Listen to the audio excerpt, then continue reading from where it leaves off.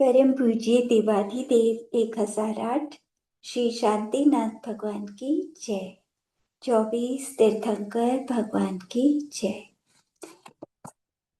मंगलम भगवान वीरो मंगलम गोत्मगण मंगलम कुंकुंतार्यो जैन धर्मोस्तु मंगलम सर्वमंगल मांगल्यम सर्वकल्याण कारकम प्रधानम सर्वधर्माणां जैनम जयतु शासनम जैनम जयतु शासनम। प्रणम्य शुद्धचिद्रूपं सानन्दं जगदुत्तमं तल्लक्षणादिकं वच्मि तदर्थी तस्य लब्धये। तत्व ज्ञान तरंगिणी हम पढ़ रहे हैं। कल हमने पढ़ा था कि जैसे स्त्रियों को अपना स्वामी बहुत प्रिय होता है, बलभद्र को नारायण बहुत अच्छा लगता है, देवों को स्वर्ग प्रिय और रोगियों को वैद्य ज्यादा प्यारा लगता है, उसी तरह मुझे अपने आत्मा का नाम भी बहुत प्रिय लगता है। जब तक इस शरीर में मैं मौजूद हूँ तब तक मेरे हृदय कमल में ये बात सदा रहे कि मैं शुद्ध चैतन्य स्वरूप हूँ। किसी काल में या किसी देश में शुद्ध आत्मा से बढ़कर कोई भी पदार्थ इससे उत्तम नहीं है। इसीलिए मैं इस शुद्ध चिद्रूप के लिए हर समय अनंत बार नमस्कार करता हूँ। ये बाहर का परिग्रह शरीर, ये पद सब अनित्य हैं। एक आत्मा ही नित्य है, सर्वोत्तम है। इसीलिए सब पदार्थों का ध्यान छोड़कर इसी का ध्यान करना चाहिए। राग द्वेष आदि छोड़कर समता रखनी है, निराकुलता से अपने आत्मा में ध्यान करना। मैं शुद्ध चिद्रूप हूँ, इसीलिए मैं उसी को देखता हूँ, उसी से मुझे सुख मिलता है।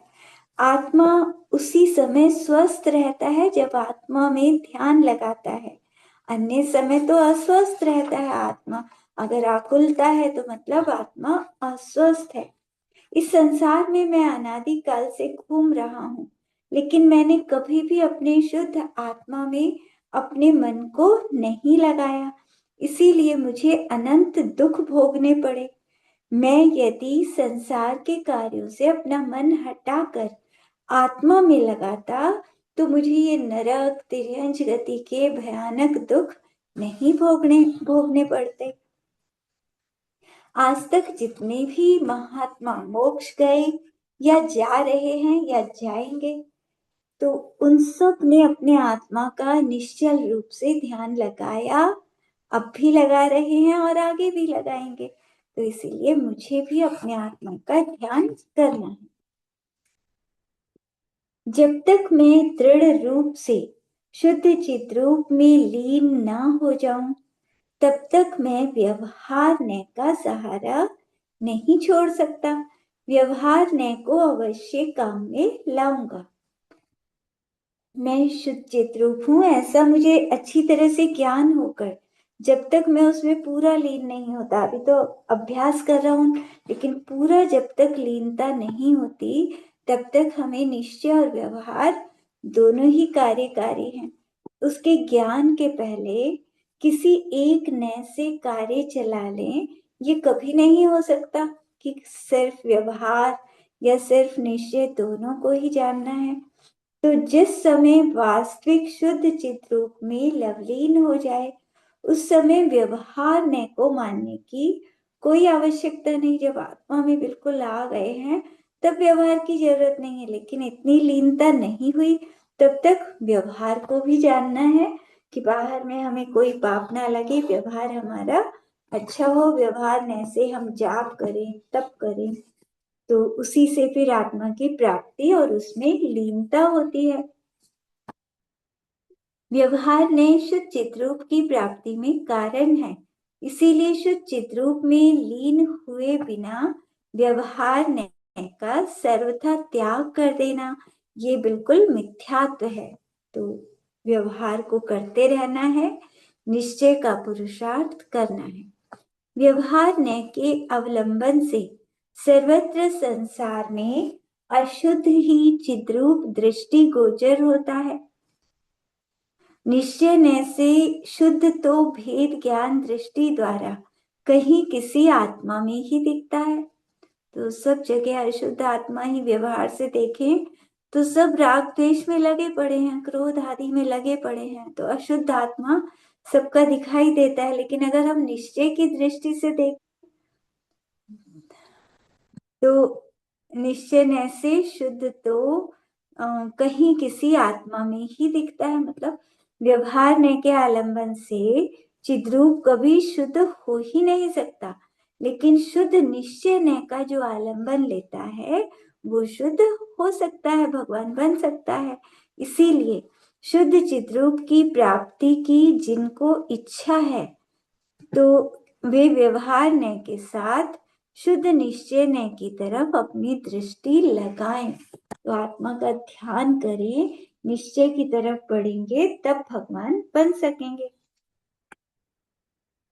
मिथ्यात्व, सम्यक मिथ्यात्व, सम्यक प्रकृति, अनंतनबंधी क्रोध मान माया लोभ, इनके उदय आदि रूप मल का अभाव होने के कारण चौथे गुणस्थान से चिद्रूप में तरतम भाव से विशुद्धि उत्पन्न होती है।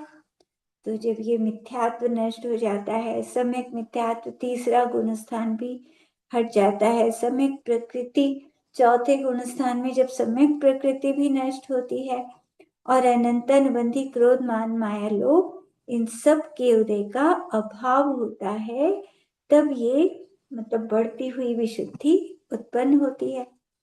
अनादि मिथ्या दृष्टि के मिथ्यात्व और अनंतनबंधी क्रोध मान माया लोभ, ये पांच प्रकृति इनका उपशम होता है तब सम्यक दर्शन होता है। और सादी मिथ्या दृष्टि मतलब किसी ने पहले कभी सम्यक दर्शन पाया था, कुछ सेकंड के लिए या कुछ समय के लिए पाया फिर छोड़ दिया, तो वो सादी मिथ्या दृष्टि कहलाता है। तो मतलब मिथ्यात्व उसका छूट गया था, सम्यक दृष्टि बन गया था और दोबारा से मिथ्यात्व में आ गया, तो सादी मिथ्या दृष्टि। तो उसके मिथ्यात्व सम्यक प्रकृति और अनंतनबंधी क्रोध मान माया लोभ, सात प्रकृतियों का उपशम या क्षय होता है या क्षय उपशम होता है, तो चौथे गुण स्थान में आत्मा में विशुद्धि होती है। मतलब जब सम्यक दर्शन होता है पहली बार तो क्या होता है, अंदर जो मिथ्यात्व जम के बैठा है बड़े पत्थर की तरह समझना है कि जैसे कोई बड़ा पत्थर होता है उसको हथौड़े से मारा जाए बहुत, तो मान लो उसके तीन टुकड़े हो गए, एक बड़ा है, एक उससे छोटा है, एक और छोटा, तो उसी तरह मिथ्यात्व के तीन टुकड़े हो जाते हैं पहली बार सम्यक दर्शन होते ही। मिथ्यात्व वाला टुकड़ा सबसे बड़ा होता है और सम्यक मिथ्यात्व छोटा होता है, सम्यक प्रकृति का बहुत छोटा होता है। तो जिसने सम्यक दर्शन पहले प्राप्त कर लिया तो उसके साथ प्रकृति दबाकर वो सम्यक दर्शन पाता है, और जिसने नहीं पाया तो पांच प्रकृति दबाकर सम्यक दर्शन प्रकट हो जाता है। तो उसके क्योंकि उसकी वो नहीं होती ना, सम्यक मिथ्यात्व और सम्यक प्रकृति नहीं होती। पांचवें आदि गुण स्थानों में ज्यो ज्यो चारित्र मोहनीय की अप्रत्याख्याना वरण आदि प्रकृतियों के उदय का अभाव होता जाता है, त्यों त्यों तरतम भाव से चिद रूप की विशुद्धि होती जाती है। तो जैसे जैसे गुण स्थान ऊपर बढ़ेंगे आत्मा में विशुद्धि बढ़ती चली जाएगी। जिस तरह जुदे जुदे नगर के जाने वाले पथिकों के मार्ग जुदे जुदे होते हैं, उसी प्रकार जो व्यवहार का कार्य समाप्त कर निश्चय की ओर झुकने वाले हैं, मोक्ष जाना चाहते हैं, उनका रास्ता अलग अलग है। जो व्यवहार मार्ग के अनुयायी हैं और स्वर्ग जाना चाहते हैं उनका मार्ग अलग है। तो मोक्ष जाने वाले अलग हैं, वो निश्चय की ओर पुरुषार्थ करते हैं, और जो स्वर्ग जाना चाहते हैं वो व्यवहार की तरफ लगे रहते हैं। हे आत्मन, ये व्यवहार मार्ग, अब व्यवहार मार्ग में लगे रहेंगे तो उसमें चिंता है, क्लेश है, कषाय है, शोक से जटिल है, देह आदि द्वारा साध्य होने से पराधीन है, कर्मों के लाने में कारण है। जब तक आत्मा का ध्यान नहीं करेंगे, निश्चय की तरफ पुरुषार्थ नहीं करेंगे, तो कर्म आते रहेंगे व्यवहार से। अत्यंत विकट भय और आशा से व्याप्त है, व्यामोह कराने वाला है। परंतु शुद्ध निश्चय नए रूप मार्ग में ये कोई विपत्ति नहीं। इसीलिए तो व्यवहार नय का त्याग करके शुद्ध निश्चय नय रूप मार्ग का आलंबन ले। तो व्यवहार में ही मत अटकना, निश्चय की तरफ बढ़ना है, उस आत्मा को पाना है, आत्मा के ध्यान का पुरुषार्थ करना है। क्योंकि ये इस लोक की क्या बात, परलोक में भी सुख देने वाला है निश्चय से। तो अगर हमने आत्मा को जान लिया, तो जब तक मोक्ष नहीं मिलेगा तब तक सुख की प्राप्ति होगी उससे। तो समस्त दोषों से रहित निर्दोष है। इसी का भावार्थ कहते हैं कि व्यवहार ने रूप मार्ग में गमन करने से, अब व्यवहार में ही लगे रहेंगे तो बहुत चिंताएं होती हैं, क्लेश होते हैं, कषाय भी आती है, शोक भी आते रहते हैं, तो इनका सामना करना पड़ता है। उसमें देह, इंद्रिय, मन, इनकी आवश्यकता पड़ती है। इसीलिए पराधीन हो गया। व्यवहार में चलेंगे तो हम पर के अधीन हो गए। शुभ अशुभ दोनों प्रकार के कर्म ये भी व्यवहार ने के आलंबन से आते हैं, आत्मा में लीन हो गए तब तो इनसे हट ही जाते हैं, पाप कर्मों से तो हटते ही हैं। अत्यंत विषम है उसके अनुयायी पुरुषों को जो सिर्फ व्यवहार को करते हैं, तो उनको अनेक तरह का डर भी लगता है, आशाएं भी होती हैं। तो आशाओं से उत्पन्न दुख भोगने पड़ते हैं और भ्रांत होना पड़ता है। लेकिन शुद्ध निश्चय रूप मार्ग में गमन करने से चिंता, क्लेश आदि नहीं भोगने पड़ते। वह स्वाधीन है, उसमें शरीर आदि की आवश्यकता नहीं पड़ती। उसके अवलंबन से किसी प्रकार के कर्म का भी आश्रय नहीं होता। वह विकट भय और आशाजन्य दुख भी नहीं भोगाता, व्यामोहित भी नहीं होता। इस पर भी दोनों लोक में सुख देने वाला और निर्दोष है। इसीलिए ऐसे भयंकर व्यवहार मार्ग को छोड़कर सबसे उत्तम जो निश्चय मार्ग है उसमें गमन करना चाहिए। व्यवहार करते हुए भी निश्चय की तरफ ध्यान रखना चाहिए, क्योंकि खाली व्यवहार करेंगे तो बस छोटी छोटी बातों में दुखी होते रहेंगे, परेशान होते रहेंगे। जब तक आत्मा का ज्ञान नहीं होगा तब तक पर को अपना मानकर दुखी होते हैं। मेरा मन शुद्ध चिद्रूप की प्राप्ति के लिए उत्सुक है। इसीलिए ना तो संसार में मुझे भक्तों की आवश्यकता है, न शिष्य वर्ग, पुस्तक और देह आदि से ही कुछ प्रयोजन है, एवं न मुझे कोई काम करना ही अभीष्ट है। केवल मेरी यही कामना है कि मेरी परिणति सदा शुद्ध चित्रूप में ही लीन रहे, सिवाय शुद्ध चित्रूप के बाह्य किसी पदार्थ में जरा भी न जाए। तो अगर मान लो मुनिराज बन गए तो क्या सोचना है कि मेरा मन शुद्ध आत्मा को पाने के लिए उत्सुक है, मतलब मुझे उसी मार्ग में बढ़ना है, इसीलिए मुझे भक्तों की आवश्यकता नहीं है। ऐसा नहीं कि बहुत सारे लोग बैठेंगे तभी मुझे सुख मिलेगा। मुझे तो आत्मा को पाना है, तो उसके लिए ना तो मुझे शिष्य की जरूरत, ना पुस्तक की, ना शरीर आदि से कोई प्रयोजन, ना मुझे कोई काम करना अच्छा लगता है। केवल मेरी एक इच्छा है कि मेरी परिणति सदा अपने शुद्ध आत्मा में लीन रहे। तो इसके सिवा, मतलब शुद्ध आत्मा के बाहर किसी पदार्थ में मेरा उपयोग ना जाए। मेरी यही कामना है कि शुद्ध चिद्रूप नाम के पदार्थ को छोड़कर मैं किसी भी चेतन व अचेतन पदार्थ का किसी देश और किसी काल में कभी अपने मन से स्पर्श ना करूं। तो ये इच्छा है कि अपने आत्मा रूपी पदार्थ को छोड़कर मैं बाहर चेतन अचेतन पदार्थों को अपना ना मानूं, उनको छूने की इच्छा ना करूं। व्यवहार ने का आलंबन कर जो महानुभाव अपनी दृष्टि को शुद्ध निश्चय ने की तरफ लगाते हैं, उन्हें ही संसार में शुद्ध चिद्रूप की प्राप्ति होती है। अन्य मनुष्यों को शुद्ध चिद्रूप का लाभ कभी भी नहीं हो सकता। तो व्यवहार नय में आकर और जो निश्चय नय की तरफ अपनी दृष्टि लगाते हैं, मतलब व्यवहार नय से निश्चय की तरफ जाते हैं, तो उन्हीं को आत्मा की प्राप्ति होती है। अन्य मनुष्यों को जब आत्मा की तरफ जाएंगे ही नहीं, आत्मा का ध्यान लगाएंगे ही नहीं, तो आत्मा की प्राप्ति अपने आप से नहीं होती। पुरुषार्थ जो करता है उसी को तो आत्मा मिलता है।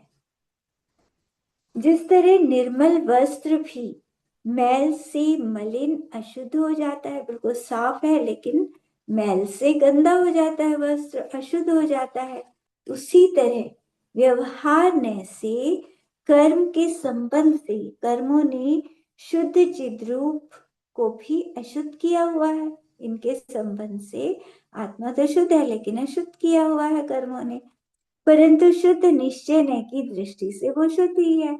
व्यवहार से अशुद्ध है लेकिन शुद्ध निश्चय ने से देखें तो सबका आत्मा शुद्ध है, सिद्ध भगवान की तरह स्वरूप वाला है।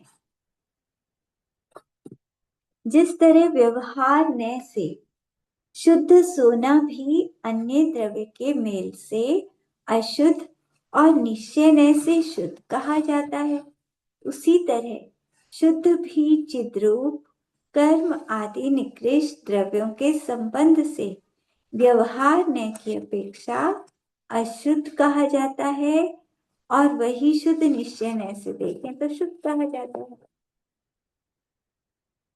तो वस्तु जैसी होती है वो वैसी ही रहती है, इसमें शुद्धता और अशुद्धता नहीं हो सकती। लेकिन व्यवहार से दूसरी वस्तु के मेल से उसे अशुद्ध कह दिया जाता है। अगर सोने में चांदी मिला दी जाए तो वो अशुद्ध कहलाती है, शुद्ध सोना नहीं रहता फिर तो। लेकिन हाँ, मतलब किसी व्यवहार से तो किसी चीज को मिला दें आपस में तो वो अशुद्ध कह दी जाती है। लेकिन सोना अगर प्योर सोना है तो वो कभी शुद्ध अशुद्ध नहीं हो सकता, वो तो वही रहता है।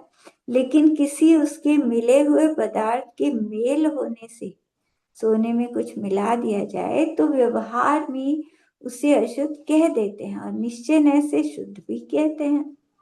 तो उसी तरह आत्मा भी कर्म के संबंध के कारण व्यवहार से तो कहा जाता है कि आत्मा अशुद्ध है, आत्मा में इतने सारे कर्म चिपके हुए हैं, लेकिन निश्चय न से देखें तो वास्तव में वो अंदर बिल्कुल सिद्ध भगवान के जैसा पवित्र शुद्ध, तो निश्चय न से वास्तव में शुद्ध है आत्मा। जिस तरह बाहर भीतर किसी भी स्वर्ण के जितने अंश का अन्य द्रव्य से संबंध छूट जाता है तो वह उतने अंश में शुद्ध कहा जाता है, उसी प्रकार चिद रूप के भी जितने अंश से कर्म मल का संबंध नष्ट हो जाता है उतने अंश में वो शुद्ध कहा जाता है। तो सोने के जितने अंश का अन्य द्रव्य से संबंध छूटता है, मतलब जितना अन्य द्रव्य हटा तो वो उतना शुद्ध हो जाता है। उसी तरह आत्मा से जितने कर्मों का मैल हटा तो आत्मा उतना शुद्ध कहा जाता है। विद्वान मनुष्य जब तक शुद्ध चिद्रूप के ध्यान रूपी विशाल पर्वत पर आरोहण करता है तब तक तो व्यवहार नय का आलंबन करता है, लेकिन ज्यों ही शुद्ध चिद्रूप के ध्यान रूपी विशाल पर्वत पर चढ़कर वह निश्चल रूप से विराजमान हो जाता है, उसी समय व्यवहार नय का सहारा सर्वत्र छोड़ देता है। तो विद्वान मनुष्य क्या करता है कि जब तक आत्मा के ध्यान रूपी विशाल पर्वत पर चढ़े, मतलब उससे पहले व्यवहार का आलंबन लेगा, व्यवहार के सहारे ऊपर तक पहुंचता है, लेकिन जैसे ही शुद्ध आत्मा के ध्यान रूपी विशाल पर्वत पर चढ़कर बिल्कुल शांत विराजमान हो जाता है, तो फिर व्यवहार नय का सहारा छोड़ देता है।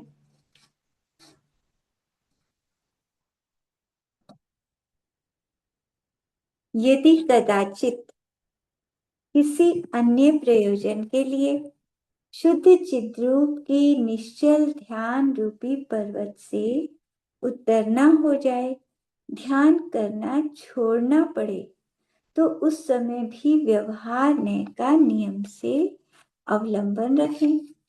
उस समय यदि व्यवहार नय का अवलंबन नहीं होगा तो भ्रष्टपना आ सकता है।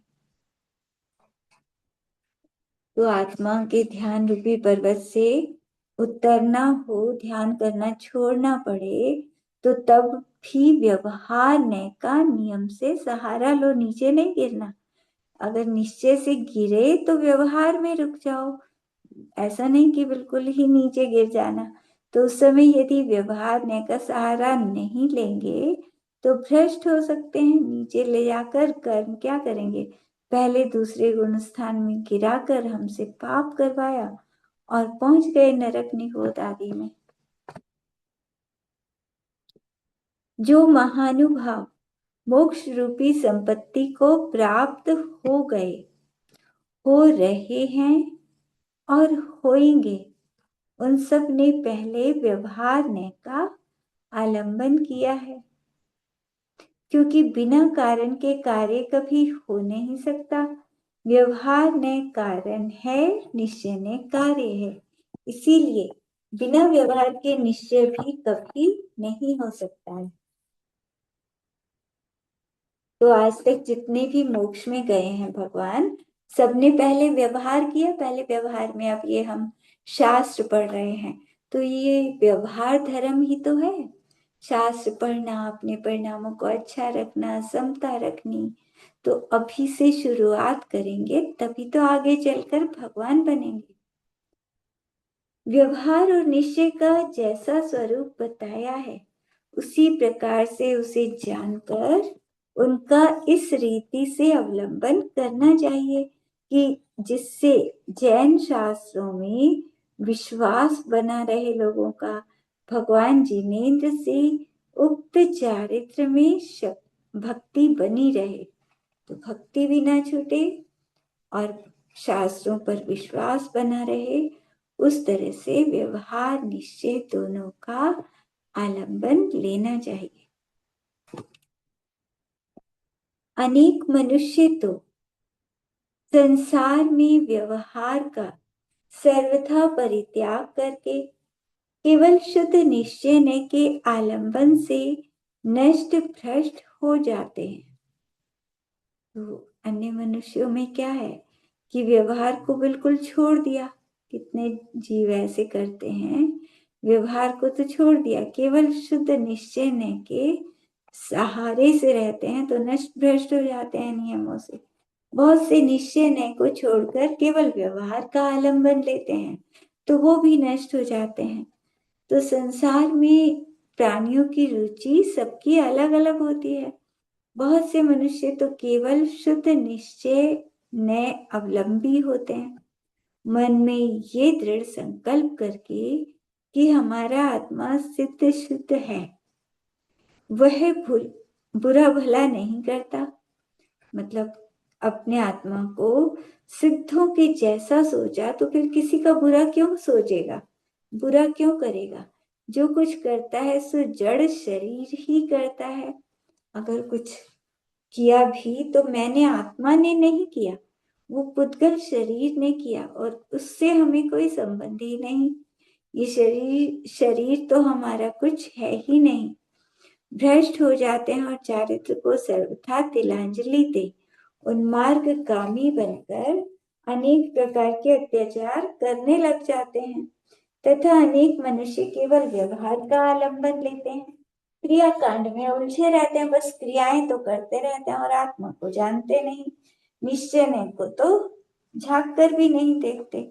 इसीलिए मोक्ष के पात्र ना होने से वो भी नष्ट हो जाते हैं। तो शास्त्र पढ़ना बहुत जरूरी है। कितना ही मंदिर जाओ, पूजा करो, शास्त्र पढ़ने से जो फायदा होगा, ऐसा फायदा अन्य कहीं नहीं होगा। जिस तरह एक नेत्र से अच्छी तरह पदार्थों का अवलोकन नहीं होता, दोनों ही नेत्रों से पदार्थ अच्छी तरह दिख सकते हैं, उसी तरह एक नय से कभी कार्य नहीं चल सकता। व्यवहार और निश्चय दोनों नयों से ही निर्दोष रूप से कार्य हो सकता है। ऐसा स्याद्वाद मत के धुरंधर विद्वानों का मत है। तो एक आंख से अच्छी तरह तो नहीं देखा जाता, दोनों आंखें ठीक हों तो अच्छी तरह से सब चीजें दिख जाती हैं।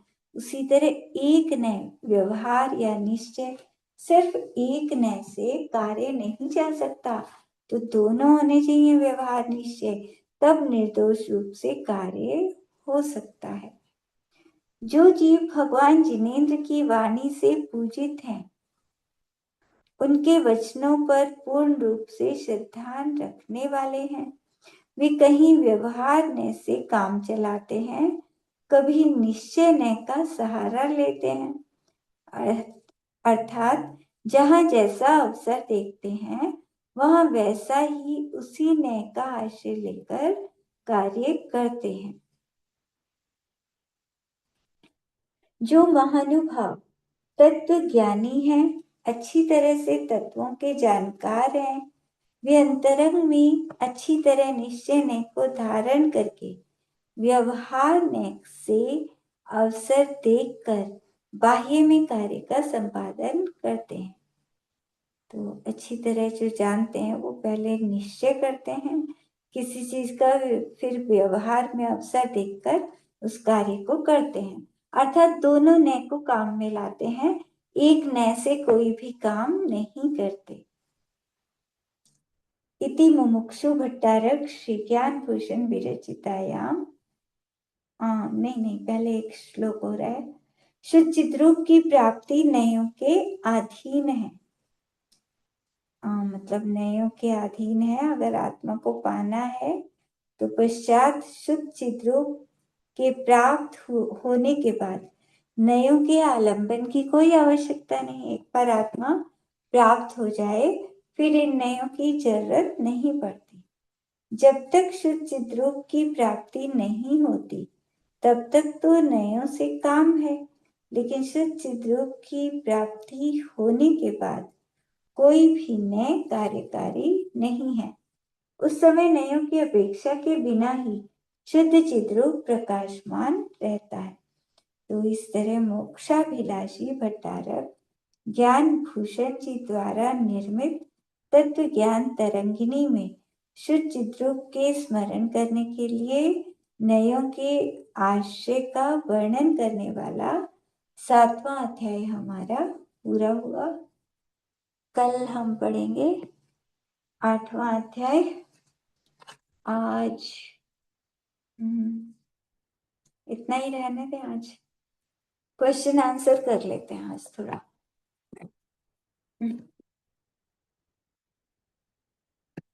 जवानी के ज्ञान ते सूझे लो कालो, सोवानी मस्तक चढ़ो सदा देत मोदो। ही जिनवानी भारती तुई जपु दिन रैन, जो तेरी शरणा गए सो पावे सुख चैन। यदि अर्थ मात्रा वाक्य में पद में पड़ी त्रुटि हो गई, तो भूल से ही वह हुई, मैंने उसे जाना नहीं। जिन देव वाणी तो क्षमा उसको तुरंत कर दी, मेरे हृदय में देवी केवल ज्ञान को भर दीजिए। मेरे हृदय में देवी केवल ज्ञान को भर दीजिए। जावानी के ज्ञान ते सूझे लो कालो, तो वाणी मस्तक चढ़ो। पढ़ लिया शायद ये। चलो नमोकार मंत्र।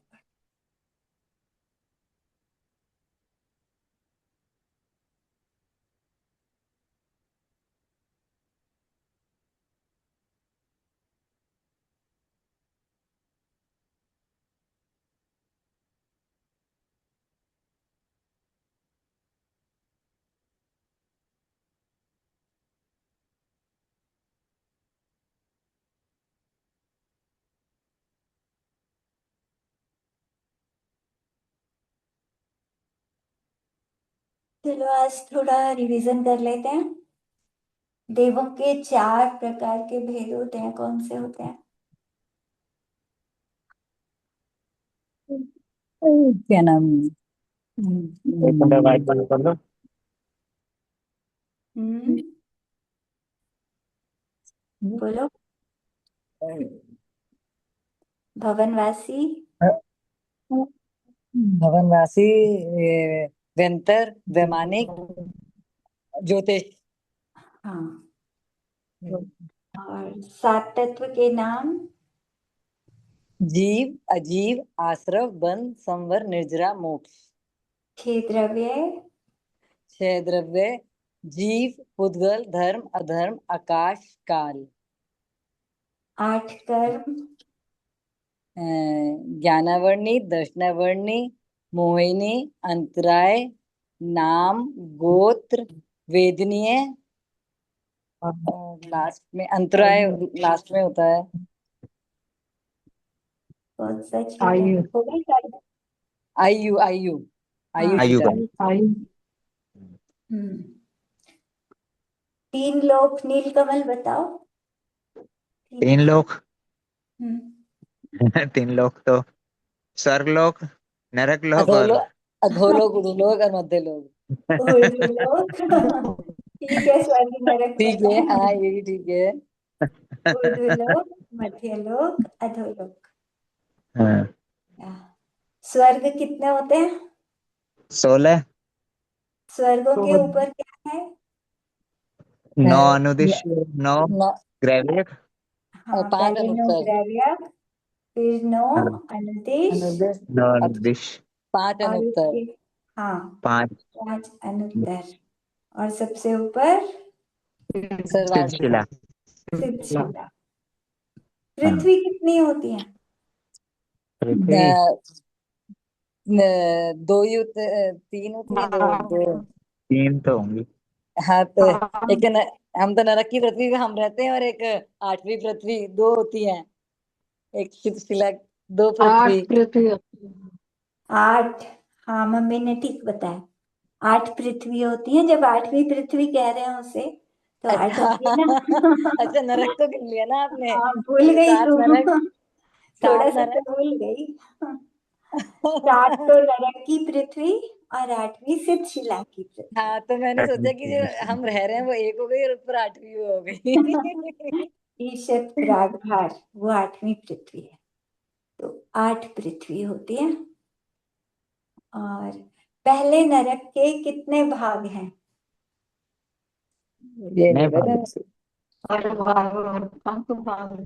मुझे। अच्छा। हाँ, खैर भाग, पंख भाग। अच्छा। अब बहुल भाग। खैर तीन पंख में तो तीन देव भाग होंगे। रहते हैं। खैर और पंख में भवनवासी और व्यंतर देव रहते हैं। अब बहुल में नारकी रहते हैं। अच्छा। मतलब नरकों में भी देव रहते हैं। हाँ, हाँ, नरक में तो पहले, भवन। सिर्फ पहले नरक के ऊपर। पहले नरक के 3 हिस्से हैं, नीचे नीचे। तो ऊपर के अच्छा। 2 हिस्सों में देव रहते हैं, और व्यंतर तो असंख्यात हैं। उनके असंख्यात मंदिर हैं, सब देवों के अपने अपने मंदिर। तो असंख्यात मंदिर हैं जमीन के नीचे भी। हम्म। तो हम किस द्वीप में रहते हैं? जम्बूद्वीप, मध्यलोक जम्बूद्वीप। जम्बूद्वीप। जम्बूद्वीप के बाहर क्या है? आलोकाकाश। लवण सागर। हाँ, लवण समुद्र। अलोकाकाश पहुंचा दिया जम्बूद्वीप के बाहर। जम्बूद्वीप के बाहर लवण समुद्र। हाँ। ये दीदी पूरा और मैप लवण नहीं आता, समुद्र। बिल्कुल भी पता ही नहीं चीजों का ना। मुझे हाँ, कोई मेरठ में तो मतलब। तुम्हें याद हो गया था सब कुछ। नहीं नहीं, मैंने याद नहीं हो सीखा गया। था ये, मैं पूछ सीखना भाई था आपसे ये सब ये तो चीजें। हस्तिनापुर से पता है अपने को तो कि लवण सागर होता है चारों तरफ जम्बूद्वीप के। हाँ, वो अच्छा। नाव में जाते हैं ना, वो नौका में लवण सैर समुद्र। करते हैं ना। अच्छा अच्छा। तो उससे पता है कि लवण सागर होता है चारों तरफ। ये अच्छा बताया आपने भैया, मेरे को भी अब ऐसे ही याद कर हाँ, लूंगी। इससे हाँ, याद बीच में रहेगा। जम्बूद्वीप बना है, हाँ। चारों तरफ नाव में जाते हैं। वो तो लवण लवण हाँ। समुद्र समुद्र। बनाया हुआ है। तो उससे हाँ। याद कर लो। ठीक बात है। और दूसरे द्वीप का नाम? लवण समुद्र के बाद फिर से कालो ठीक दधी। है। धातकी खंड। हाँ, कालो ठीक है। दधी तो समुद्र है, द्वीप का नाम है धातकी खंड द्वीप। धातकी अच्छा, खंड द्वीप के चारों तरफ फिर कालो दधी समुद्र आएगा।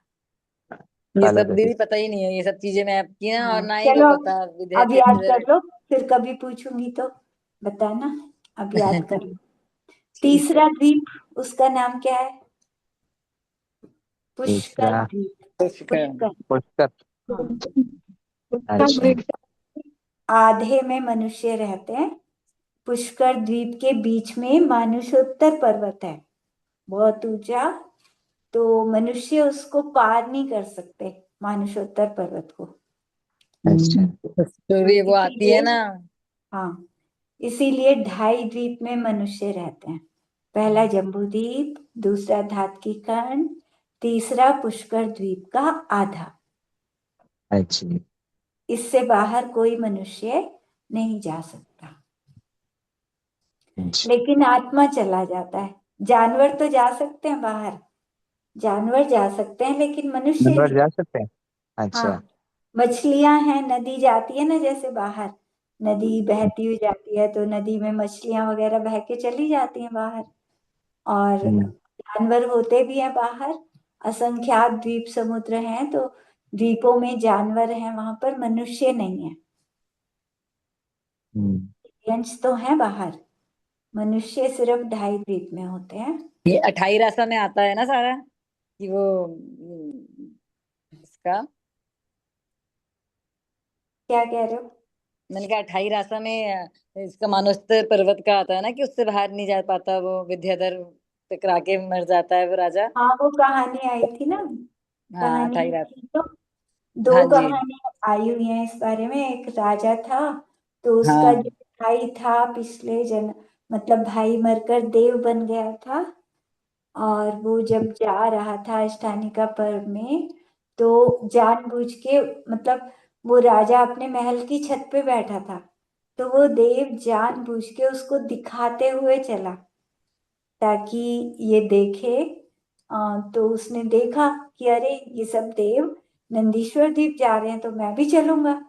तो उसने भी अपने परिवार को बुलाया, सबको, और चल दिया विमान में बैठकर। तो चलता रहा उनके पीछे पीछे, लेकिन मानुषोत्तर पर्वत आया, वो सब तो निकल गए आगे, लेकिन उसका विमान तो वहीं रुक गया। वो तो जा ही नहीं सकता था उससे आगे। तो फिर उसको याद आया कि अरे, यहाँ से आगे तो मैं जा ही नहीं सकता, तो मुझे मतलब देव बनने के लिए कुछ करना चाहिए। देव बन जाऊंगा तो मैं भी नंदीश्वर द्वीप जा सकूंगा। तो वहीं पर वो राजा मुनि दीक्षा ले लेता है, मुनि बन जाता है, और मुनि बन के फिर देव बनकर नंदीश्वर द्वीप जाता है। तो मतलब सिर्फ आत्मा जा सकता है, जैसे भगवान होते हैं। भगवान समुद्र घात जब करते हैं, तो पूरे तीन लोक में फैलता है उनका आत्मा। तो ढाई द्वीप से बाहर चला जाता है ना सारे संसार में। तो आत्मा जा सकता है, लेकिन शरीर नहीं जाता बाहर, मनुष्यों का।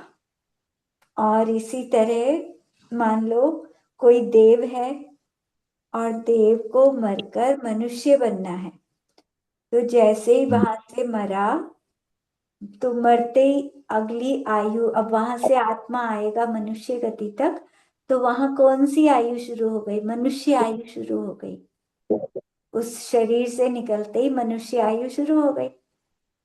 तो उस अपेक्षा से मनुष्य बाहर भी पाए जाते हैं, कि मनुष्य है वो, चाहे शरीर का आकार, आत्मा का आकार तो अभी देव वाला ही आकार है जैसा था पहले, लेकिन वो कहलाएगा मनुष्य। और इसी तरह से एक और है कि कोई मनुष्य मरने वाला है, मरने से पहले कोई समुद्घात करता है, और मान लो उसको जानवर बनना है। ढाई द्वीप के बाहर असंख्यात जो द्वीप हैं, वहां पर जानवर बनना है। तो उसने समुद्घात किया, तो उसका आत्मा वहां तक उस जगह को छू के आ गया वापस, और फिर पूरा आत्मा निकल के चला गया। तो उस अपेक्षा भी मनुष्य ढाई द्वीप के बाहर, मतलब आत्मा तो जा सकता है लेकिन शरीर नहीं जा सकता किसी का। भगवान का भी शरीर नहीं जा सकता। अभी हम लोग बोलते हैं ढाई 3,9 करोड़ मुनियों, ढाई द्वीप में विराजमान 3,9 करोड़ मुनियों को हाँ, अगर ढाई निर्वामित द्वीप के बाहर तो हो ही नहीं सकते मनुष्य। तिर्यंश हो सकते हैं, तो भरे पड़े हैं असंख्यात असंख्यात। अंतिम जो द्वीप है स्वयंभू रमन द्वीप, स्वयंभू रमन समुद्र, उसमें असंख्यात असंख्यात तिर्यंश हैं। और उनके ऊपर देव रहते हैं, मतलब समुद्रों के ऊपर आकाश में देव रहते हैं, देवों के विमान हैं।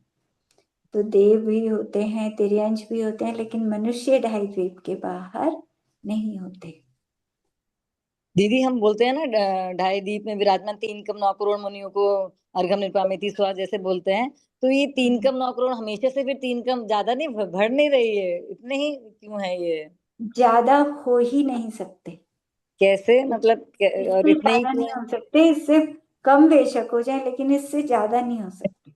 मतलब ये क्यों बोलते हैं हम, पता किस लिए बोलते हैं? देखो, इसमें 3,9 करोड़ में छठे गुण स्थान से 14वें गुण स्थान तक के मुनिराज आते हैं। अब जैसे 8वां गुण स्थान है, 8 9 10 11, इनकी संख्या है कि इतने इतने मुनिराज होते हैं इसमें। अब हमेशा तो नहीं चढ़ते, कभी कभी ऐसा समय होता है 6 महीने तक भी कोई छपक श्रेणी चढ़ा ही नहीं, कोई भी मुनिराज चढ़े ही नहीं ऊपर, या उपशम श्रेणी भी कोई नहीं चढ़े। तो हमेशा नहीं होते वो, तो कम हो सकते हैं लेकिन 3,9 करोड़ से ज्यादा नहीं हो सकते। अच्छा अधिक से अधिक होंगे तो इतने होंगे। अच्छा। अब जैसे चौथे गुण स्थान में है, चौथे गुण स्थान में 700 करोड़ है शायद, 700 करोड़ चौथे गुण स्थान में हो सकते हैं मनुष्यों में। तो पूरे ढाई द्वीप में मिलाकर 700 करोड़ सम्यक दृष्टि हो सकते हैं मनुष्य। और पांचवें गुण स्थान में 13 करोड़ हो सकते हैं, मतलब प्रतिमाएं लेते हैं, व्रत लेते हैं मनुष्य, तो वो कम होते हैं। बिना व्रत वाले ज्यादा होते हैं। ध्यान तो कर लेंगे, सम्यक दर्शन प्राप्त कर लिया, लेकिन अभी हिंसा वगैरह कर लेते हैं, पाप कर लेते हैं, तो अहिंसा आदि व्रत नहीं लिए उन्होंने। अच्छा, तो ये टोटल मिला के जब हम सुबह प्रातःकालीन वंदना में पढ़ते हैं कि 3 लोक संबंधी 8,56,57,481 अकृत्रिम जिन चित्रालयों में स्थित 925,53,27,948 प्रतिमाओं को की वंदना करते हूँ, तो वो इस सबको मिला के करते हैं, हम बोलते हैं। ये तो अकृत्रिम चैत्यालय है ना, तो अकृत्रिम चैत्यालय जो अपने आप से बने हुए मंदिर हैं वो अच्छा, तो उनका उतने ये ही खाली रहेंगे है। ना, वो तो कम होंगे नहीं, वो तो अच्छा, उतने ही रहेंगे, मंदिर भी उतने ही रहेंगे और उनके अंदर भगवान भी उतने ही रहेंगे। उनकी गिनती ना कम होती ना ज्यादा होती। तो ये भी भगवान की वाणी में आया है, मतलब गौतम उन्होंने बताया कि इतने हैं ये सारे? हाँ, सब भगवान की वाणी में आया है, अपने आप से तो कोई लिखता ही नहीं है, अपने आप से तो हम्म। सब एक एक गिनती, एक एक गणित पूरा सारी हम्म। बताइए, सब भगवान ने बताई है, महावीर भगवान की दिव्य ध्वनि। अच्छा अच्छा। तो इस तरह से। और जो द्वीप होते हैं, देखो हमारे यहाँ कौन से काल होते हैं, भरत क्षेत्र में 6 काल होते हैं, भरत और अरावत में। हम्म। और विजयार्थ पर्वत पर कौन सा काल होता है, हमारा भरत क्षेत्र का जो विजयार्थ पर्वत है जहाँ विद्याधर रहते हैं, वहां कौन सा काल होता है? चौथा कलम से। हाँ, चौथा ही रहता है वहां पर। और मिलेज खंडों में, हाँ, वहाँ भी चौथा ही रहता है, हाँ पर वहां भी बदलता चौथा रहता है। रहता है, चौथा रहता है हमेशा। सिर्फ आर्य खंड में बदलते हैं काल, जो बदलते हैं 6 काल, ये सिर्फ भरत और ऐरावत क्षेत्र के आर्य खंडों में बदलते हैं। मलेच्छ खंड में कोई काल नहीं बदलते, वहां हमेशा चौथा काल रहता है। विजयार्थ पर्वतों पर हमेशा चौथा काल रहता है। तो विजयार्थ पर्वतों पर तो भगवान भी होते हैं, मलेच्छ खंड में तो धर्म ही नहीं होता ना। विजयार्थ पर्वत पर मुनिराज भी होते हैं, भगवान भी होते हैं। तो वहां हमेशा विदेश क्षेत्रों की तरह चौथा काल रहता है और हमेशा वहां पर भगवान रहते हैं। मलेच्छ खंडों में ही होते हैं ना, कि मुंह जानवर का और बॉडी वैसी। नहीं नहीं नहीं नहीं, मलेच्छ नहीं, खंड में नहीं तो होते। मलेच्छ खंड में तो मनुष्य हमारी तरह होते हैं, अच्छा सुंदर। क्योंकि चक्रवर्ती राजा जाता है मलेच्छ खंड में, वहां की अच्छा अच्छा। राजकुमारियों से आगे विवाह प्रश्न होता है विवाह ना। करता है। वो तो भोग भूमि में होते हैं। अच्छा, बहुत जानवर भूमि में वाले होता है। शरीर होंगे तो वो विवाह थोड़ी करेगा हाँ, हमसे। ठीक बात है। तो ये तो होते हैं लवण समुद्र में, कुभोग भूमि। वो भूमि में। लवण समुद्र बहुत बड़ा है, उसके बीच में द्वीप बने हुए हैं बहुत सारे। उन द्वीपों पे रहते हैं वो मनुष्य, जिनका नीचे से तो मनुष्य का शरीर है और उनका मुंह किसी का गाय का, शेर का, हाथी का, ऐसे ऐसे शरीर बने हुए हैं। तो लवण समुद्र में कितनी कुभोग भूमि है? 48। 48 कुभोग भूमि है। और कालोदधी समुद्र में भी 48 कुभोग भूमि है। तो कुल मिला के कुभोग भूमि होती है 96। और इनको दुख नहीं होता, कष्ट तो नहीं होता, इनको आराम से रहते हैं। बस ये है कि भोग भूमि में जैसे सुख होता है वो नहीं होता है। हाँ, ऐसा कोई सुख नहीं होता। ये है कि दुख नहीं है वहां पर, इनको आराम से अपना वृक्षों के फल वगैरह खा के पेट भर लेते हैं और गुफा में सो जाते हैं। या कोई किसी के कान बहुत बड़े होते हैं तो एक कान बिछा लिया और दूसरा कान ढक लिया, ऐसे सो गए बस। तो ऐसे ही रहते हैं, बस वृक्षों के फल वगैरह खाते हैं और रहते हैं। लेकिन मरने के बाद स्वर्ग में ही जाते हैं, क्योंकि उन्होंने पिछले अच्छा। जन्म में थोड़ा दान दिया या कुछ अच्छा कार्य किया था थोड़ा सा, तो उससे कुभोग भूमि में जन्म हुआ। तो जैसे भोग भूमि वाले स्वर्ग में जाते हैं ना, उसी तरह कुभोग भूमि वाले भी मरकर स्वर्ग में जाते हैं, वहां से आके फिर एक ऑप्शन है। मनुष्य। हाँ बोलो। देखो, कुभोग भूमि में मतलब जन्म क्यों लेते हैं उन्होंने? मतलब कुपात्रों को दान दिया है। हाँ। देखो, अगर बिल्कुल 50% हमने कुपात्रों को दान दिया है और 50% मतलब अच्छे लोगों को दान किया है, मतलब 50 और 50, जिस तो समय मतलब हम आयु कहाँ बंधी, जाएंगे? हाँ जिस समय आयु बंद होगा उस समय किसको दे रहे हैं तो उसके हिसाब से आएगा। अगर अगर लोग मतलब क्या, मतलब एक दिन में डेली मतलब आधा मतलब 50% सुपात्रों को और 50% कुपात्रों को, तो क्या होगा? नहीं, दान देने से ही थोड़ा मतलब होगा इसमें। और चीज भी तो इंक्लूड होंगी, फिर अपने भाव और वो सब चीज भी तो होगा। खाली दान से मतलब तो है क्या दीदी? हाँ देखो, जैसे वो होता है ना कि किसी ने बहुत धर्म किया, खूब धर्म करता है, लेकिन कभी वो बहुत गुस्सा कर रहा था किसी समय, हम्म। और उस समय बाय चांस उसकी आयु का बंद हो गया, हाँ, इसमें दान से तो कोई मतलब नहीं है, मतलब इतना। तो नरक, तो नरक का होगा ना उसके। आयु बंद के समय जैसे भाव थे उसके अनुसार बंद हो गया। तो ऐसे मतलब कुपात्र कुभोग भूमि में मतलब कुछ दान वगैरह, जैसे मिथ्या दृष्टि होते हैं ना, वो लोग दान करते हैं अन्य साधुओं में, उनको दान करते हैं। तो वो लोग भी तो बहुत अनाथालय खुलवा दिए, वृद्धाश्रम खुलवा दिए, सेवा करते हैं, दान करते हैं। तो उनसे मतलब कुभोग भूमि में वो चले जाते हैं, उनको दुख नहीं मिलेगा, दान किया है उन्होंने कुछ तो।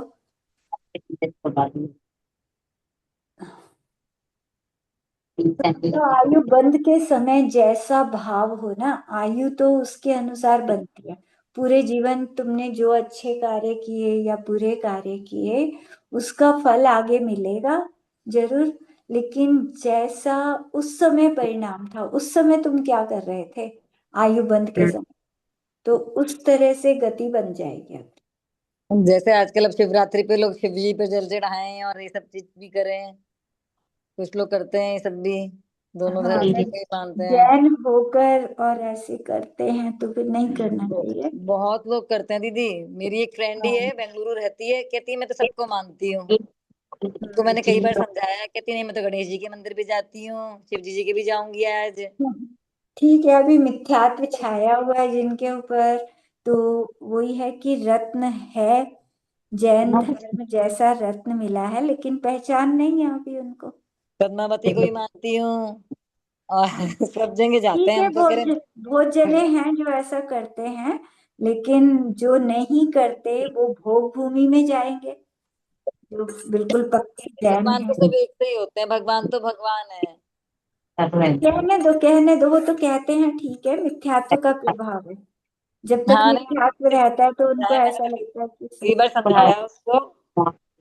स्कूलों में भी तो यही पढ़ाया जाता है ना, तो ठीक है, हम्म। जब तक शास्त्र नहीं पढ़ेंगे तब तक कैसे पता लगे।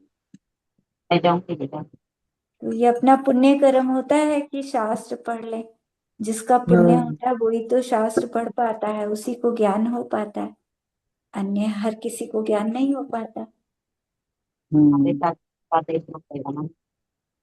आपकी ये ज्ञान तरंगी जो आपने लगाया है शायद बहुत अच्छा है, इसमें पूरा ध्यान हो जाता है इसमें, जो आपके शुरू के एपिसोड हैं इसके सारे, मतलब शुरू की जो पूरी है। आज हम्म। वाला थोड़ा सा सा वैसा था, वरना अब तक के जितने भी थे कि आप ध्यान में बैठो और इसको चला लो तो पूरा ध्यान हाँ। हो जाता है।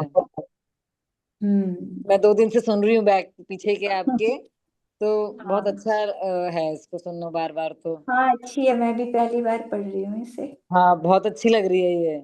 आज का हम्म। थोड़ा मुश्किल था, मतलब आज नहीं लग रहा था हाँ, ध्यान। आज का थोड़ा वैसे था, थोड़ा हाँ नहीं तो व्यवहारिक 2 दिन से से। तो मैं, हाँ, आज ही मैं नियम लेके बैठी थी, 9:30 तक वो ना मौन रहूंगी और बोलूंगी नहीं, बैठूंगी। लेकिन अब आपने आज क्वेश्चन कर लिए।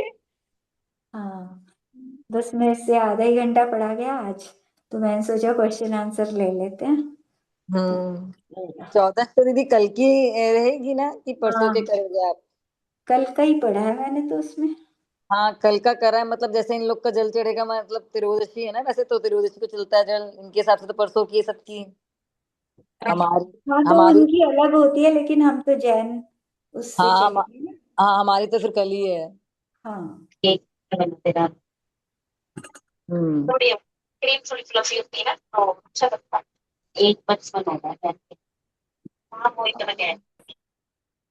हाँ, क्या? सुना ही नहीं दिया क्या बोल रही हैं? अच्छा। और हाँ, तो ये विदेश क्षेत्र में कौन सा काल होता है? चौथा कल। हाँ, वहां पे हमेशा चौथा काल होता है।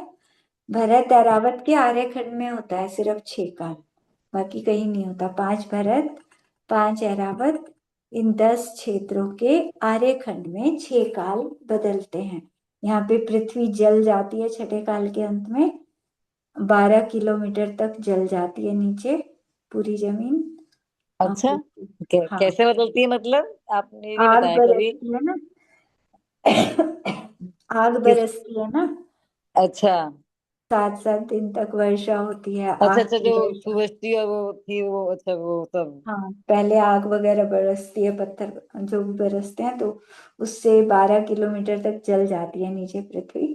तो फिर दोबारा से अच्छी वर्षा होती है, तब हरियाली छाती है, तब ठीक हो जाता है कुछ। वो तो अपने श्रावण शुक्ल एकम से कहते हैं ना कि 10 लाखनी तक के में हाँ। 7 7 दिन की होती हाँ, हैं सारी 10 लक्षण चीजें। पर्व शुरू होता है ना तब से। हाँ न, तब तक मतलब पहले तक चतुर्थी चतुर्थी तक रहता है, फिर पंचमी से अच्छी वो हो जाता है हाँ। शुरू। हम्म। तो अब तो वहां पर आप कह रही हो कि 6 6 महीने का रहता है। क्या अभी चीज? अभी आप क्या बता रही थी? हम्म? इससे मैं पहले तो आप अभी, आप कहाँ का बता रही थी? यही का बता रही हूँ ना, अच्छा अच्छा। कि अंत में 12 किलोमीटर तक जलती है जमीन और फिर ठीक हो जाता है। तो बाकी सब जगह मतलब चौथा काल रहता है, सिर्फ आर्यखंड में विजयार्थ पर्वतों पर सब जगह, जितने भी 170 विजयार्थ पर्वत हैं, 5 भरत, 5 छेद, ये अरावत, और 160 विदेह क्षेत्र की नगरी, 170 विजयार्थ पर्वतों पर सब जगह हमेशा चौथा काल रहता है। म्लेच्छ खंडों में भी सब जगह चौथा काल रहता है, सिर्फ आर्य खंड में परिवर्तन होता है। और जो ढाई द्वीप के बाहर है, ढाई द्वीप के बाहर असंख्यात द्वीप में तिर्यंच रहते हैं, तो वहां कौन सा काल रहता है? वहां तीसरा काल। जैसे तीसरे काल में होती है ना जघन्य भोग भूमि, तो वो भोग भूमि कहलाती है। उनको दुख नहीं होता कुछ भी, जानवरों को, जानवर है वहां पर। जैसे भोग भूमि में यहाँ तिर्यंच होते हैं तो उनको कोई दुख नहीं होता, आराम से फल फूल खाते हैं, शाकाहारी होते हैं, शेर वगैरह, कोई किसी को मारता नहीं। तो ऐसे ही ढाई द्वीप के बाहर जितने भी असंख्यात द्वीप हैं, तो सब में तिर्यंच रहते हैं, वहां तीसरा काल होता है। सिर्फ जो अंतिम स्वयंभू रमण द्वीप है, स्वयंभू रमण द्वीप, उसमें भी बीच में एक पर्वत है, स्वयं प्रभ पर्वत। जैसे यहाँ मानुषोत्तर पर्वत था पुष्कर द्वीप में, ऐसे स्वयंभू रमण द्वीप पे स्वयं प्रभ पर्वत है। उससे दो हिस्से हो गए, स्वयंभू रमण द्वीप के दो हिस्से हो जाते हैं। अंदर के हिस्से में तो तीसरा काल होता है, जानवर रहते हैं वहां भी, तीसरा काल। और बाहर के हिस्से में चौथा काल, स्वयंभू रमन द्वीप के चौथे काल में और तीसरे काल में क्या अंतर है कि तीसरे काल में तो कोई दुख नहीं होता उन्हें। अब फलपूरक बाहर, रहेंगे। हाँ, बाहर चौथा काल है तो वहां दुख भी होंगे, सब तरह के दुख होंगे उन्हें, बीमारियां भी होंगी, और वहां चींटी मक्खी मच्छर होंगे। यहाँ भोग भूमि में चींटी मक्खी मच्छर, मतलब दुख देने वाला कुछ भी नहीं होता भोग भूमि में। लेकिन जो कर्म भूमि होती है वहां तरह तरह से दुख मिलते हैं, बीमारियां होती हैं। भोग भूमि में तो बीमार भी नहीं होते। तो वहाँ मनुष्य नहीं होते? वो आप एक बार बता रही थी ना कि वो विद्याधर उनको फेंक देते हैं, तो वहां इस तरह से कोई मनुष्य भी हो सकता है क्या, जो जिनको समुद्र में डाल दें वो बदला समुद्र लेने में के लिए? तिर्यंचों को डालते हैं, जो असंख्यात अच्छा। समुद्र हैं तो तिर्यंच को ले जा सकते हैं ना मानुषोत्तर पर्वत से बाहर। मनुष्य को अच्छा। तो ले जा ही नहीं सकते, कोई देव भी नहीं ले जा सकता मनुष्य को उठा के वहां से। तो उसके मनुष्य को तो लवण समुद्र या कालोदधी समुद्र में ही फेंक सकते हैं, अच्छा। उससे बाहर नहीं ले जा सकते। जानवरों को ले जा सकते हैं, यहाँ से उठा के ले गए और अकेला पड़ा रहेगा, फेंक दिया किसी समुद्र में, क्योंकि वहां समुद्र में जानवर नहीं होते, खाली है बिल्कुल समुद्र। तो एक अकेले को फेंक दिया, ऊपर से फेंका तो पहले तो उसे चोट लगी, बहुत ऊपर से फेंका और उस पे गिरा तो वैसे चोट लगी।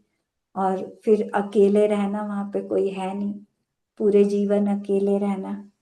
मान लो 1 करोड़ पूर्व की आयु है किसी जानवर की, तो 1 करोड़ पूर्व तक अकेले ही रहना फिर वहां पर। तो अगर उसने शास्त्र सुना था, पिछले जन्म में वो मनुष्य था और उसने शास्त्र सुने थे, तब वो वहां पे रहकर भी दुखी नहीं होता, 5 अनुव्रत लेता है और सम्यक्तु के साथ आराम से रहता है वो। तो लंबा जीवन निकालता है। हम्म। इसीलिए किसी को परेशान नहीं करना चाहिए, नौकर से भी शत्रुता नहीं लेनी चाहिए, नहीं तो शत्रु बन जाए तो पता नहीं होता, नौकर भी कब देव बन गया। छोटे देव बन जाते हैं भवनासी के अंदर और फिर वो बदला लेते हैं। लेकिन क्या करें दीदी, घर में छिपकली आ जाए वही भगानी पड़ती है, उसके पीछे ही पड़ जाता है हम। नहीं, ठीक है, भगा दो, मारो, लेकिन फिर उनके लिए अभी तो ठीक है। अब वो चीजें वो तो करना पड़ता है भाई, घर में जिनके दीदी साथ हम छोटे नहीं छोटे रह सकते। कॉकरोच हो रहे हैं, छोटे छोटे से। अब क्या करें इतने उनको करने के लिए? बच्चे बहुत वो करते हैं, आप ऐसे नहीं करोगी तो हम तो बीमार हो जाएंगे घर में। किचन की स्लैब पे इतने इतने से चल रहे हैं। अब वो उसने ऑर्गेनिक मंगाई हैं चीजें करने की। एक्चुअली में आसपास के लोग ना सारा अपने घर में स्प्रे करवा रहे हैं बुला के पूरा। वो कहते हैं बॉरिक हमारे एसिड। घर। हाँ। Boric acid. वो करा मैंने बोरिक एसिड से भी, एक दो फिर सुबह मरे निकले। मैंने बोरिक एसिड पानी में डाल के छिड़का, सूखा भी छिड़का। नहीं नहीं नहीं, ऐसे नहीं करते, सुनो उसका सुनो तरीका सुनो। होता है। कितने सारे आटा कॉकरोच थे ही, हमारे घर में, सब भाग गए। नहीं मेरे आटा जो गूंद के सुनो, पहले तरीका सुनो। आटा जैसे गूंथते हैं ना, थोड़ा हाँ सा आटा लिया, जैसे आधी कटोरी में आटा ले लिया, आधी कटोरी आटा, और उसको दीदी जैसे आज गूंथते हैं उसमें थोड़ा सा बोरिक एसिड डाला, बहुत ज्यादा नहीं डालना नहीं तो मर जाएंगे। हल्का सा, मतलब थोड़ा सा डालो बोरिक एसिड, और उसकी छोटी छोटी गोलियां बना लो। और वो अच्छा, गोलियां गोलियां रख दो जहां से वो आते हैं ना, जहां भी आते हैं तो वो जगह जगह गोलियां तो रख छोटे दो। छोटे थे, मैंने तो डायरेक्ट ही डाल दिया कि छिड़क दिया। पहले जब पानी में घोल के डाला, आपका सुना था एक दिन, तो उससे असर नहीं पड़ा, फिर मैंने छिड़का वो किनारे पानी किनारे में सफाई होने के बाद। करते हैं आटे पानी में में के, आटे में। पानी से कुछ नहीं होगा क्योंकि पानी से तो वो हट जाएगा ना। और सुनो, अच्छा। सुनो सुनो सुनो, दूध वगैरह कभी भी निकले ना तो एकदम बिल्कुल अच्छी तरह से साफ रखो, गैस वगैरह कहीं पे भी अगर हम्म। रह जाती है ना, वो खाने पीने का अच्छी तरह साफ नहीं होता, तो उससे कॉकरोच पैदा हो जाते हैं। नहीं, वुडन अलमारी में हो गए, हाँ, पता नहीं लकड़ी किस। में भी हो जाते हैं, लकड़ी में दिक्कत है तो देखना सब इससे मतलब करके। इतने जरा जरा से थे पहले कि मतलब सुबह स्लैब पे देखो तो मतलब ब्लैक उस पे इतने हाँ, हो जाते हैं मोबाइल वो की टॉर्च से जैसे। ही देखो तो नजर आए। और फिर वो हाँ अब बड़े हो गए होंगे, फिर नजर आ रहे हैं थोड़े छोटे छोटे से हर जगह चलते हुए घर में। हाँ, तो अब आटे में पूरे करके देखना, उससे फर्क पड़ता है क्या। अब कंट्रोल में, अब तो दीदी कर लिया, आपसे पूछा ही नहीं था मैंने, हाँ, बस छिड़का वो 3-4 दिन तक ठीक है इसने, ठीक और है। ऑर्गेनिक हाँ, चीजें मंगाई। मतलब एक तो सफाई रखें बस, कि कोई दूध वगैरह दही वगैरह ऐसी चीजें ना कहीं हो, हाँ, लेकिन दीदी क्योंकि तीन उससे फिर चार आ तो जाते समझ हैं, रही कि पैदा तीन हो चार तो, जाते हैं। लेकिन दुख तो हुआ काफी। हम्म। राष्ट्रीय भी लिया। हाँ, तो कोशिश ये करनी चाहिए कि जीवित उनको बाहर निकाल दो, मैंने कोई तो, हाँ, दूध दीदी तो वगैरह। चलते चलते निकल के आए हुए, पकड़ पकड़ के बाहर 4-5 दिन तक यही काम रहा। मैंने हर समय कपड़ा लेके बाहर छोड़ छोड़ के आ रही थी हाँ, उनको। हाँ, बस आपके यही घर में कर कितने सकते जने हैं। हैं? क्या? आपके घर में कितने जने हैं? ज्यादा जने तो नहीं है, तीन ही जने हैं। तो तीनों में इक्वल हो जाएगा, मतलब बढ़ जाएगा, आधा आधा, मतलब तीन जगह डिवाइड हो जाएगा। अरे टेंशन ठीक मत। है, ठीक है, चलो अपना बस मतलब कोशिश करो भगवान का नाम लेके कि, और उन सब से क्षमा मांग लिया करो जिनको बाहर भी निकालते हैं ना, तो उनसे अच्छा। क्षमा मांग लेनी चाहिए। भाई उनको घर से बाहर निकाल रहे हैं, वो सही सलामत रहें, उनको खाने को मिल जाए, रहने को मिल जाए बाहर जहाँ भी हम छोड़ रहे हैं, उनके लिए हाँ, भावना कर लेनी चाहिए। और दीदी अब चावलों में कैसे करें इस मौसम में? तो अब बाजार से मंदिर के लिए मंगाए, घर के लिए भी एक से ही होते हैं, छानते हैं तो उसमें इतने इतने से कीड़े निकलते हैं बहुत ज्यादा। उनको कहीं पेड़ के नीचे डाल दो, सुरक्षित छाया में, मतलब छाया में डाल दो कहीं पे। अब मैं तो घर में ही अपने किनारे में डाल रही थी, एक तरफ पौधों हाँ के उधर ठीक है, ही। ठीक है, कोने में कहीं भी छाया में जहां वो रह हम्म। सके, कुछ ऐसी जगह। लेकिन जीवन तो बहुत कम होता होगा उनका फिर। उनका 3 इंद्रिय का 49 दिन होता है, 2 इंद्रिय का 12 वर्ष हो तो सकता है। वो तो कितने इंद्रिय हुए, वो जो हल्के हल्के से कीड़े होते हैं चावल में। 2 इंद्रिय हुए वो तो, हम्म। ज्यादा तो नहीं होता होगा उनका, लेकिन जो भी है, मतलब अगर पेड़ है तो वहां ठीक रहेगा, पेड़ की छाया में, गमले है तो वहां डाल दो तो कहीं। पहले पन्नी में इकट्ठे करें उन्हें, फिर पलटे। हाँ, एक जगह इकट्ठे कर लो किसी बर्तन में या पन्नी में, और फिर एक जगह इकट्ठा पहुंचा दो कहीं सुरक्षित जगह। अच्छा, क्योंकि इस मौसम में मंगाते हैं ना कट्टा, तो निकलते ही हैं छानने में। हाँ, तो जून में मंगा के रख लिया करो पहले ही, जून तो में दीदी ठीक थोड़े हो थोड़े मैं तो जाएगा। 5-5 किलो मंगाती हूँ कट्टा, मतलब फिर वो हाँ इकट्ठे नहीं रखती। हाँ, चलो, हो गया टाइम। ठीक है जी। हाँ जी। ठीक है जयवंती जी। जयंती सुजी लोकालोक, ये तो पढ़ लिया था हमने, ठीक है बस। ओके, बाय, ठीक जय है, जय जी। जी ने इन सबको, दीदी जी को जय वंदना। जी।